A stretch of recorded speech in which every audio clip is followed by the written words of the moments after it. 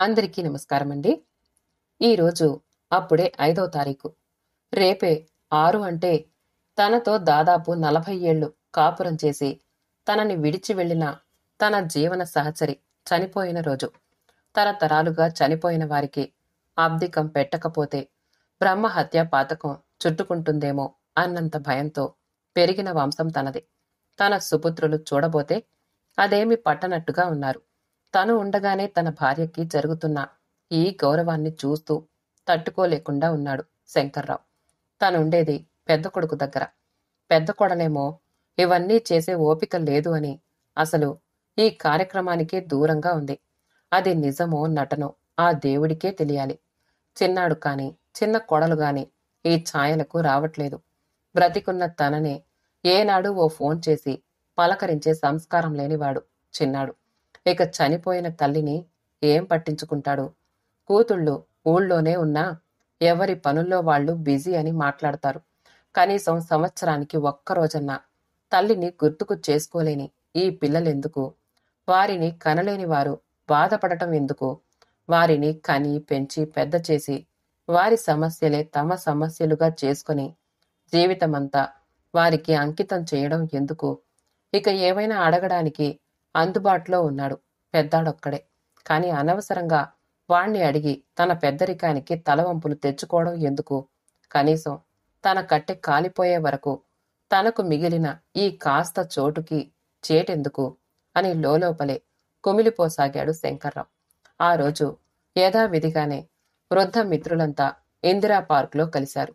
ఈ వయస్సులో వారికి ఆనందాన్నిచ్చే సమయం ఏదైనా ఉంది అంటే అది సాయంత్రం వారంతా కలిసి గడిపే ఆ 2 గంటలే.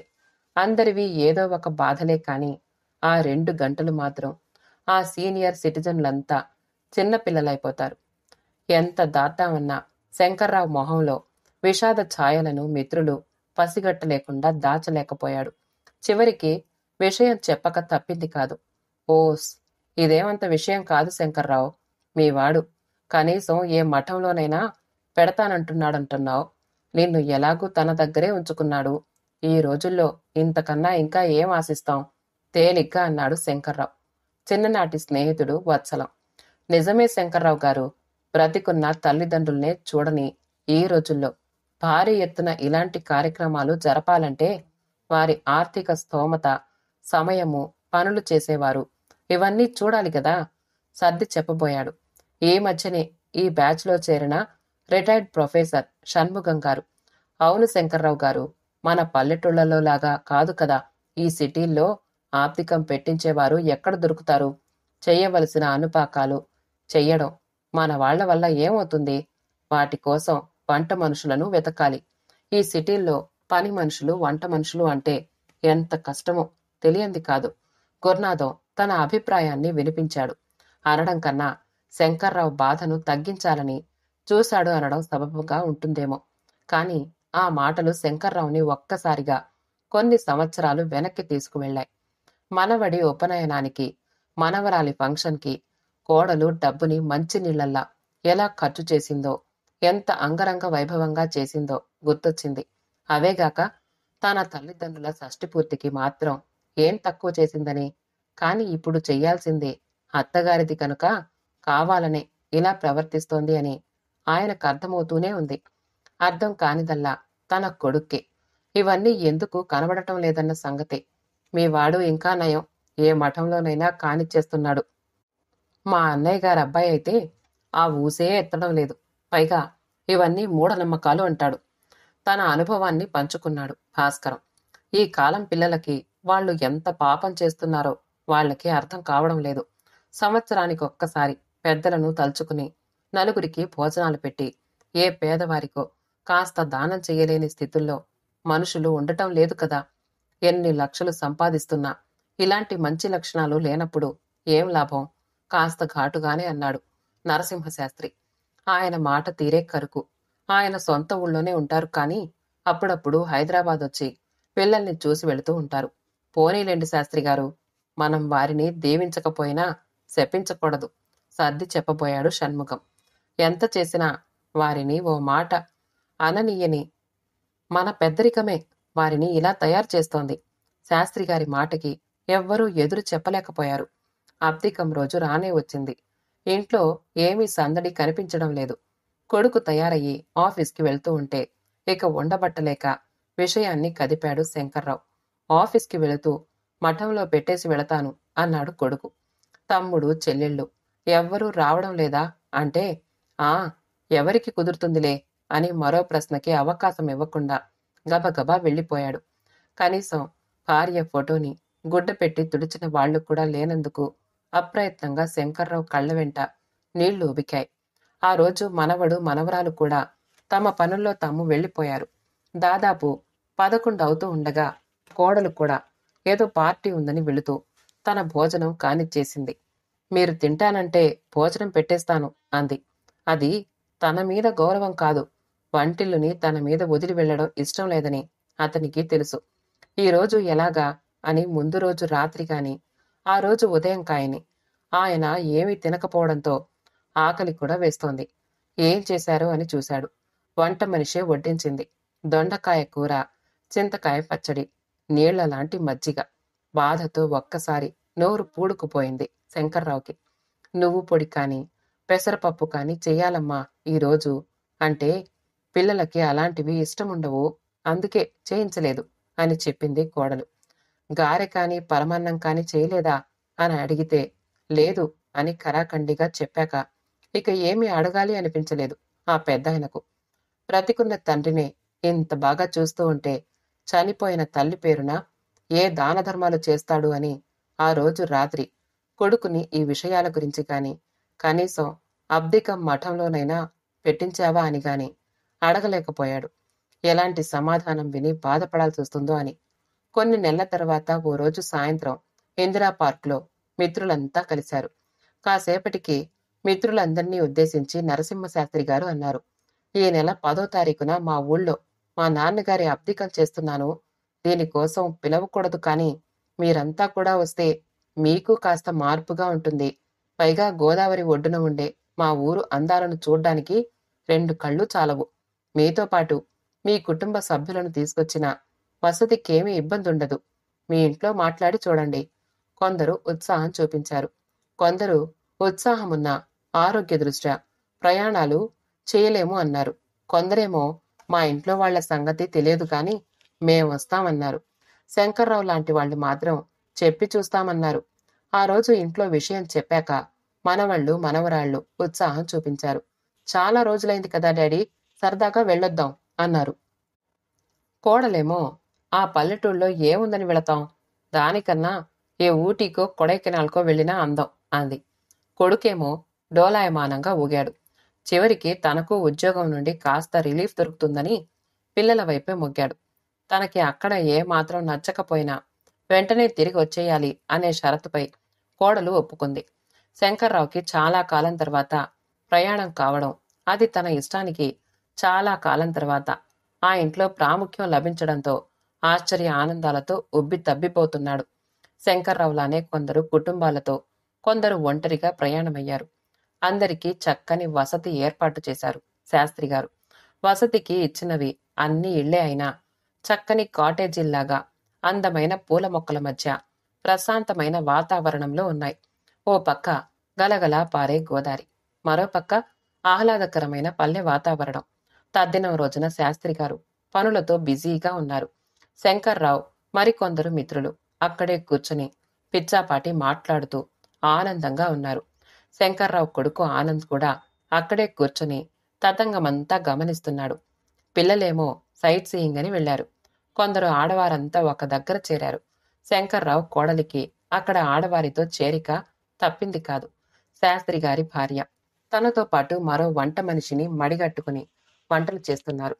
శాస్త్రి గారి బంధువులు చాలా మందే వచ్చారు.